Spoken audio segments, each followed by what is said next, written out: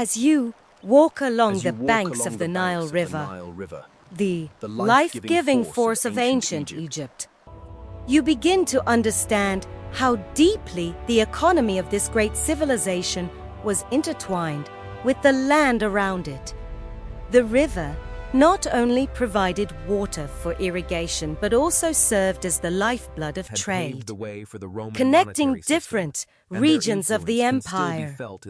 As the sun rises over the fertile fields that stretch along the Nile, you can almost hear the echoes of workers toiling in the fields planting, harvesting, and producing the grains that would sustain both the people and the grand monuments that define the Egyptian empire. The ancient Egyptians, during the Bronze Age, were masters of agriculture. The Nile, which flooded every year, left behind rich, fertile soil that allowed the Egyptians to grow surplus crops, mainly wheat and barley.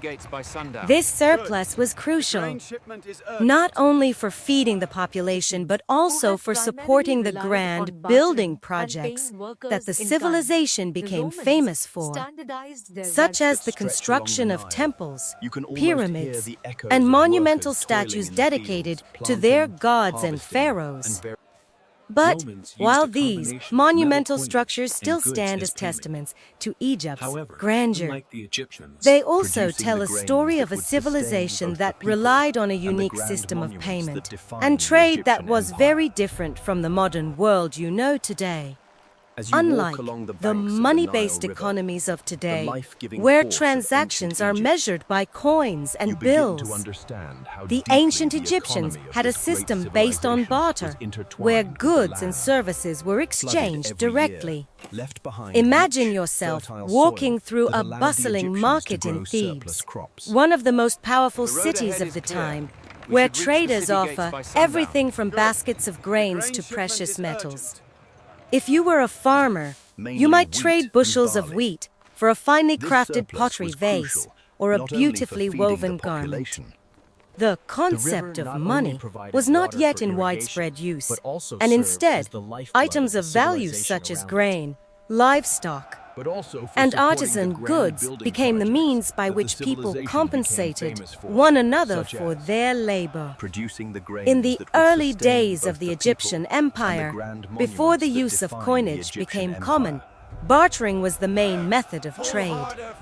The Egyptians would exchange goods directly, often in the form of staple food items like grains, which held immense value in a society dependent on agriculture. If you were a blacksmith in need of food, you would probably exchange your finely crafted tools for the grain you needed to feed your family. Similarly, if you were an architect working on one of the grand temples or pyramids, your payment might come in the form of grain or livestock, which could then be used to feed your laborers or be traded for other goods. The system of barter was complex, while the exchange of goods such as grain and cattle was commonplace. The value of these goods fluctuated depending on availability. For example, if there was a poor harvest one year, the value of grain might increase due to its scarcity, while other goods, like cattle or leather, could lose value if they were in surplus. The Egyptians also relied on markets, which were critical in facilitating trade between various regions of Egypt and neighboring civilizations. Here, merchants would gather to trade not only foodstuffs but also precious metals, such as copper, silver, and gold. These commodities were highly valued, and their scarcity made them ideal for trade with foreign nations. As you delve deeper into the social structure of ancient Egypt, you begin to see how the economy was deeply linked to the societal hierarchy. At the very top of the social pyramid were the pharaohs and the priests, who held the most power and wealth. These leaders were not only political figures but also religious authorities.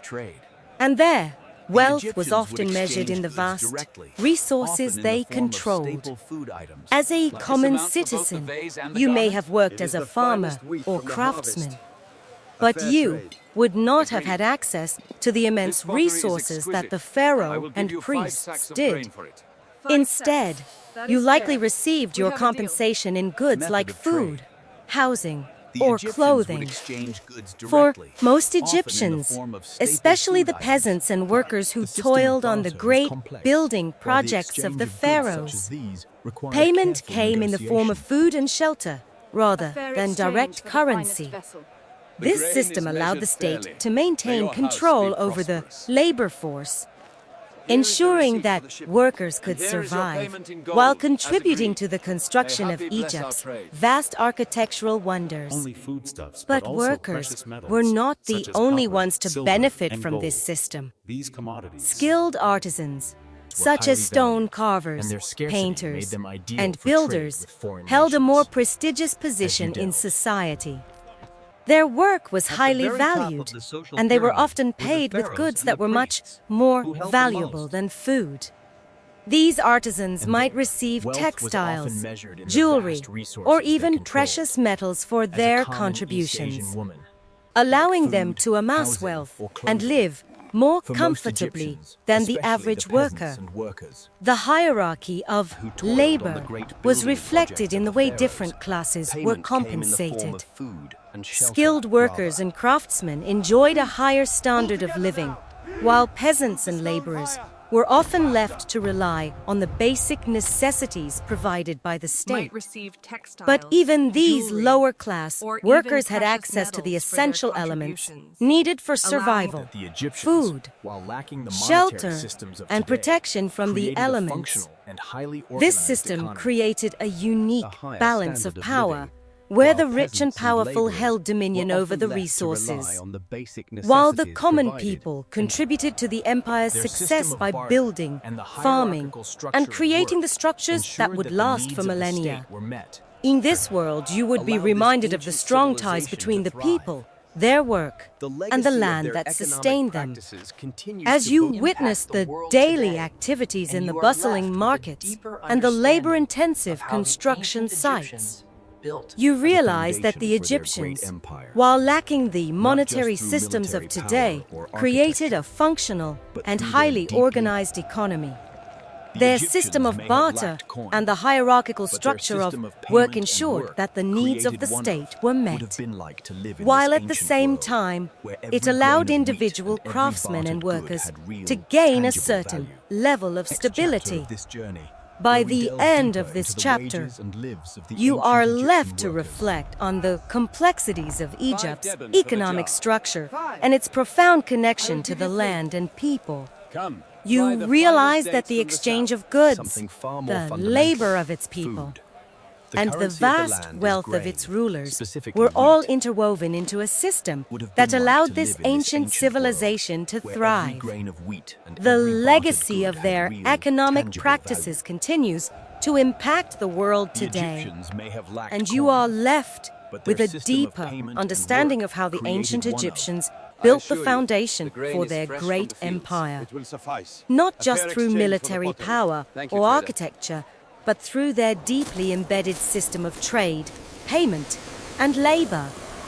As you take in this fascinating history, imagine what it would have been like to live in this ancient world, where every grain of wheat and every bartered good had real, tangible value.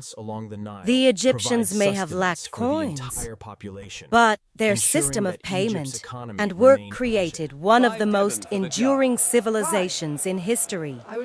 And with this in mind, you are invited to explore the next chapter of this journey, where we delve deeper into the wages and lives of the ancient Egyptian workers. As you stand amidst the bustling markets of ancient Egypt, the air thick with the smell of fresh produce and the sounds of traders haggling over goods, it becomes clear that the economy here revolves around a complex system of payments that is vastly different from what you know today. In this world, money is not the main medium of exchange, and instead, the value of a worker's labor is measured by something far more fundamental: food.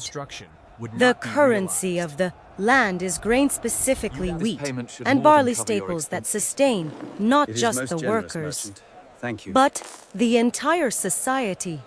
Walking through the market, you watch as a farmer, his hands weathered by years of toil under the harsh Egyptian sun, exchanges a portion of his harvest for other goods. This is how he survives. He receives wheat in exchange for his labor on the fields. His work is vital. The fields along the Nile provide sustenance for the entire population, ensuring that Egypt's economy remains stable and strong. For a man like him, the grain he receives in return for his labor is his payment, his livelihood. It's what he feeds his family with. It's what allows him to continue to work. It is, in essence, his currency. As you step closer to a stall, you notice that some workers, such as those employed on large state-run agricultural projects, are paid in grain on a larger scale. The more labor they contribute, the more they are compensated.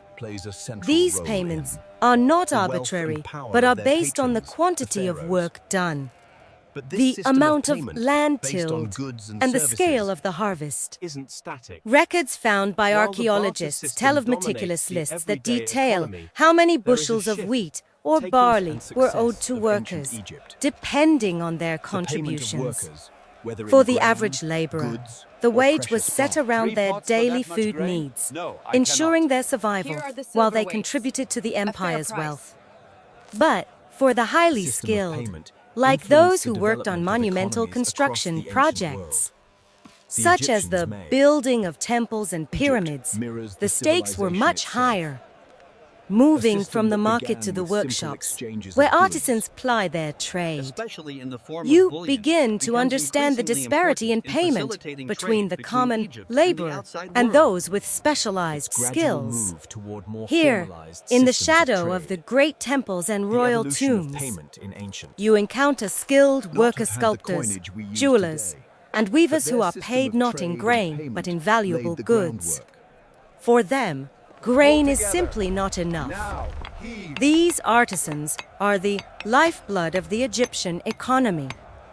Without their skills, the pharaoh's grand vision for monumental construction would not be realized. You see a sculptor, his hands delicately shaping limestone into intricate carvings, each stroke a testament to his craft. He is paid in gold, silver, or fine textiles, goods of greater value than mere food. His compensation reflects the high status he holds within society. As you walk through the workshops, it becomes apparent that artisans occupy a different social strata. Unlike the peasants who work the fields, these skilled craftsmen are valued for their ability to create beautiful, functional works of art. They receive more than just sustenance. They receive wealth. And with this wealth comes the ability to accumulate material possessions and live a life of relative comfort. They are often granted housing or food subsidies to ensure they can focus on their craft.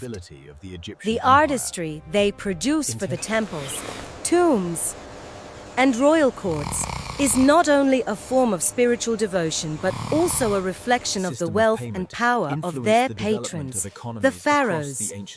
But this system of payment, based on goods and services, isn't static. While the barter system dominates the everyday economy, there is a shift taking place. The use of precious metals, gold, silver, and copper is becoming more common in trade, marking the early stages of a transition from barter to a more formalized system of payment. As Egypt interacts more with neighboring civilizations, such as the Phoenicians and the Hittites, the demand for more versatile methods of payment grows.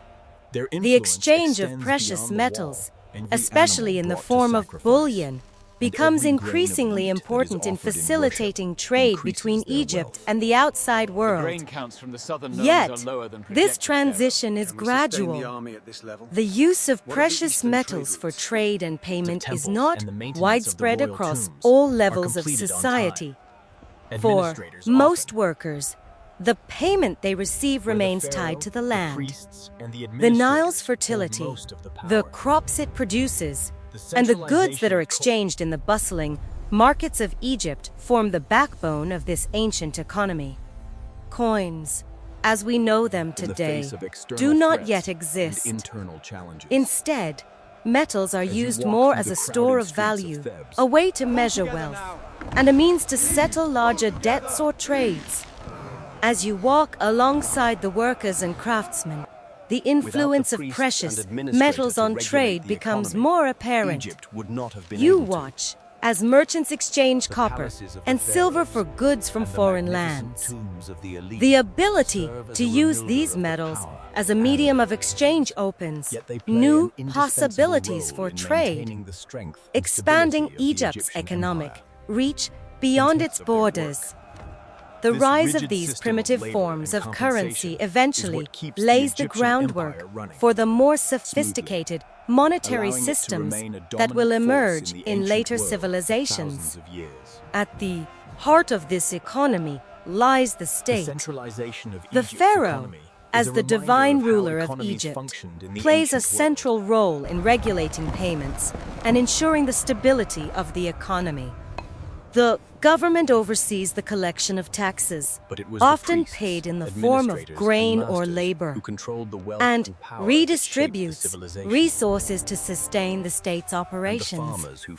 The construction of temples, pyramids, and other monumental work serves as both an economic and political strategy, consolidating the pharaoh's power while providing employment for the population. As you watch the workers continue their labor, you begin to appreciate the complexity of the system. The economy is not just a series of isolated transactions. It is a web of interdependent relationships, each one necessary for the survival and success of ancient Egypt. The payment of workers, whether in grain, goods, or precious metals, reflects the society's values, its emphasis on sustenance, its appreciation for skill, and its gradual move toward more formalized systems of trade. The evolution of payment in ancient Egypt mirrors the civilization itself, a system that began with simple exchanges of goods and gradually expanded into a more sophisticated structure. As you reflect on the complex interplay between work, compensation, and societal structure, you realize how this early system of payment influenced the development of economies across the ancient world. The Egyptians may not have had the coinage we use today, but their system of trade and payment laid the groundwork for the monetary systems that would follow as you observe the bustling construction sites along the banks of the Nile. The hierarchy of labor in ancient Egypt becomes increasingly apparent. From the massive stone blocks that are being moved to the skilled artisans carving intricate designs on the temple walls, each person has a role to play, but not all roles are valued equally. At the top of this social pyramid, you find the masters architects, engineers, and overseers of the great construction projects that have come to define this civilization. These professionals, the visionaries responsible for designing the colossal structures that will stand for millennia, are compensated handsomely for their expertise. Imagine yourself as one of these masters, walking through a bustling work site, the sun beating down on the workers below. The air is thick with dust, and the rhythmic sound of hammers striking stone fills the air. As an architect or engineer, you hold a privileged position. Your skills are not just valued, they are indispensable. The pharaoh himself trusts you with the creation of his tomb or the design of a new temple dedicated to the gods. For your expertise, you are rewarded with far more than just food or shelter. Instead, you receive land, wealth in the form of metals like gold and silver, and perhaps even the privilege of living in relative comfort compared to the common laborers who toil under the same sun. In stark contrast, you see the workers laboring alongside the masters. These men and women, many of them forced into service, are often seen as expendable by the ruling class. Their compensation is minimal, limited to the basic necessities needed to survive. The workers who build the pyramids, temples, and tombs, often at the behest of the pharaohs, are paid primarily in grain. The very same grain that sustains the population, but offers little beyond sustenance. These workers are not rewarded with luxury. They are given enough to feed themselves and their families, but little more. Their lives are hard, and their work is grueling, yet they play an indispensable role in maintaining the strength and stability of the Egyptian empire. In a system like this, there is little room for upward mobility. The masters, who command wealth and respect, live lives of relative luxury compared to the workers, who are trapped in the harsh conditions of manual labor. The masters are housed in comfortable quarters with access to the best food, drink, and clothing, while the workers sleep in makeshift huts made of reeds and mud brick. The disparity in compensation is stark, but it is a reflection of the societal structure in Egypt. The value of a worker's labor is directly tied to their social status, and the higher up the social ladder you are, the greater your reward for the work you do. As you explore the broader economic system, you begin to see how deeply the role of priests and administrators influences the economy. These individuals, often drawn from the highest echelons of society, are the ones who control the wealth of the nation. They are not just spiritual leaders, but also economic ones, responsible for overseeing the land and wealth that supports the entire nation. The priests control vast tracts of fertile land along the Nile, and their wealth comes from the surplus produced by this land. They receive a portion of the agricultural output, including grain, cattle, and other valuable goods, which they used to sustain the temples and offer sacrifices to the gods. Priests are, by all accounts, some of the richest and most powerful individuals in ancient Egypt. Their wealth comes not only from the lands they control, but also from the offerings made by the people.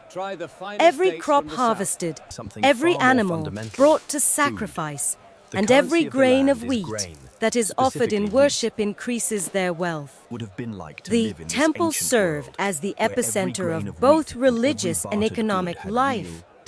In return for their service to the gods, the priests are richly compensated. Their influence extends beyond the walls of the temple, as they often advise the pharaoh on matters of state and economics. Administrators, often second only to the priests in terms of wealth and power, also play a vital role in the Egyptian economy. These men and women are responsible for overseeing the day-to-day operations of the empire, ensuring that the vast resources of the state are properly distributed. They regulate the flow of grain, manage the allocation of workers, and ensure that the massive state-run projects, such as the construction of temples and the maintenance of the royal tombs, are completed on time. Administrators often live in cities close to the pharaoh's court, where they enjoy a standard of living far superior to that of the average worker. They are compensated with land, grain, and even slaves, which adds to their growing wealth. The economy of Egypt is a centralizing force, with wealth flowing toward the top of the pyramid, where the pharaoh, the priests, and the administrators hold most of the power. The centralization of resources is essential to the maintenance of order and stability within the empire. Without the priests and administrators to regulate the economy, Egypt would not have been able to finance its grand projects or maintain its vast military. The redistribution of wealth, facilitated by the central government, helps to ensure that the empire remains powerful and resilient in the face of external threats and internal challenges. As you walk through the crowded streets of Thebes, the grandeur of the city reflects the wealth of the ruling class. The towering monuments to the gods, the palaces of the pharaohs, and the magnificent tombs of the elite serve as a reminder of the power and wealth that the upper class controls. The labor of the common workers, from farmers to craftsmen, sustains this grandeur, but it is the masters, the priests, and the administrators who reap the benefits of their work. This rigid system of labor and compensation is what keeps the Egyptian empire running smoothly, allowing it to remain a dominant force in the ancient world for thousands of years. The centralization of Egypt's economy is a reminder of how economies functioned in the ancient world, where wealth was concentrated in the hands of a few, and the majority of the population lived in relative poverty. The workers who built the pyramids and tombs, the artisans who created works of art, and the farmers who fed the empire all played crucial roles in maintaining the power of the state. But it was the priests, administrators, and masters who controlled the wealth and power that shaped the civilization. As you walk through the remnants of ancient trade routes along the Mediterranean coast, it's clear that the economic systems of the ancient Egyptians played a significant role in shaping the development of commerce throughout the ancient world. The exchange of goods across these vast distances was not only a means of survival, but also a tool of power, influencing civilizations from the Levant to the Greek city-states and beyond. The Egyptians, with their vast knowledge of the land and its resources, established trade networks that extended across the Mediterranean, reaching the fertile lands of the Levant, the rich cities of the Hittites, and eventually the trading powerhouses of Greece and Rome. The Egyptians, with their advanced agricultural practices and rich mineral resources, were among the first to recognize the value of metals like gold, copper, and silver, not only as materials for crafting beautiful objects, but also as commodities for trade. These metals, alongside the abundant grain harvests, were often used as forms of payment, both within Egypt and with neighboring civilizations. By utilizing these valuable resources as a medium of exchange, the Egyptians laid the groundwork for the kind of international trade that would later define the Mediterranean world. As you imagine yourself navigating the bustling port cities along the Nile or in the Levant, you see that the Egyptians are trading grain, luxury goods, and finely crafted jewelry for precious metals, timber, and other exotic goods. You understand that these early exchanges of goods and services were not just transactions, they were the foundation of a complex and whether in grain, interconnected goods, world or of precious commerce classes, that would yet they extend play for an centuries. indispensable role in The maintaining Egyptians set strength the and stage for stability of the what would Egyptian later empire. become a bustling In trade tests that network stretch along that the Nile, tied you can almost together hear the many echoes of the workers great toiling in the empires of the fields, ancient planting, world. harvesting, Through and building. their influence, But while trade would these become monumental not just an structures economic still stand as necessity, testaments but a to way for Egypt's cultures grandeur, to interact, they also Flooded exchange every year, ideas, left and behind build rich, relationships fertile across soil borders, that allowed the Egyptians to moving grow from the surplus shores of the crops, Nile to the bustling streets mainly of wheat Rome. and barley. You begin to This see the surplus was crucial, legacy of the not only Egyptian for economic feeding the system in population, the structure of Roman At the very commerce. top of the social pyramid The Roman were the pharaohs Empire, and the priests, which would rise who to held the most. dominate much of the Mediterranean world,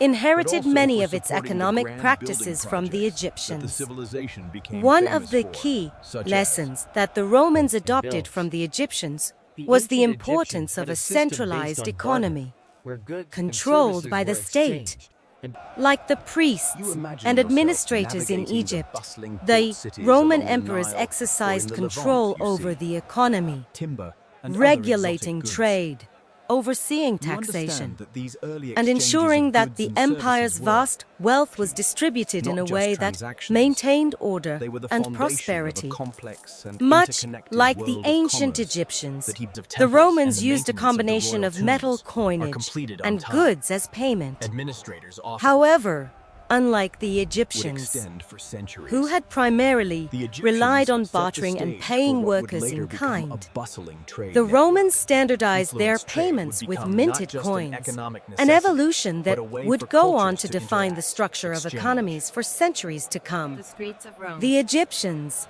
You begin with to their see the rich legacy of the agricultural Egyptian resources economic and system in intricate the structure trade of the city. networks, had Inherited paved many the of way its for the economic Roman practices from the monetary Egyptians. system, and their One of the key influence can lessons still that the be felt in Romans, the very foundations of modern economies without today. the priests and As you administrator move to through the regulate streets of economy, modern cities, Egypt would you not have been begin able to see how the economic practices of The the grain ancient counts from the southern Egyptians nomes are continue lower to than shape projected, our Pharaoh. world Can we today. sustain the army at this The level? foundation What of of the global eastern trade, trade the movement of Adopted from goods the across Egyptians borders, was the importance and of the a way centralized societies economy, value controlled by the labor state. and compensation all have their roots in the economic systems established by the Egyptians. Even the concept of wages, Established paid in trade commodities and networks that later in extended across coins, the Mediterranean, evolved from reaching the the fertile practices of lands of the ancient Levant. Egypt, where Every workers were animal brought to compensated in sacrifice, grain or and other every goods grain of wheat value. that is offered in The worship ancient increases Egyptians their wealth. also left a lasting Alongside the legacy abundant in how they grain understood harvests the were management often of used as forms resources. of payment. The within centralized Egypt, control of agricultural output, service to the the gods, distribution the of priests are wealth, richly compensated. and the organization of labor Their influence laid the extends groundwork beyond the for wall. modern economic pottery is theories exquisite. that focus I on will give you resource 5 sacks of allocation grain. and state and with control. neighboring civilizations. As you reflect By on the way utilizing the these Egyptians valuable organized their resources as a medium economy, of exchange, you begin to The understand the grain counts from the southern complexity of nomes their are lower than system. projected, Pharaoh. It Can we wasn't just sustain the about army at paying this level? workers or What of the trading eastern goods, trade it was routes? about building a stable, You imagine sustainable yourself navigating system the that bustling could port withstand the cities pressures along of the Nile both or in the internal Levant, you growth see. and external Egyptians laid threats. the groundwork for the Today, kind of international as you trade that would navigate later the define complexities of Mediterranean world. global markets, As you timber realize and other that the exotic goods. principles established by You the ancient understand that these Egyptians early centralized exchanges of goods and control, services were trade, quality and the of this timber management is of unmatched. resources We are agree to the still terms, the and we need the foundations grain upon shipment which by the modern next move. economies operate. From the who had movement primarily of relied commodities on across the bartering and globe paying to the use workers of in kind. standardized The Romans currencies, standardized much of their the revenue. economic Payments with minted activity coins, that drives an our evolution that world would go on today to can be define the traced structure back of to the economies for practices centuries to developed come. in ancient Egypt.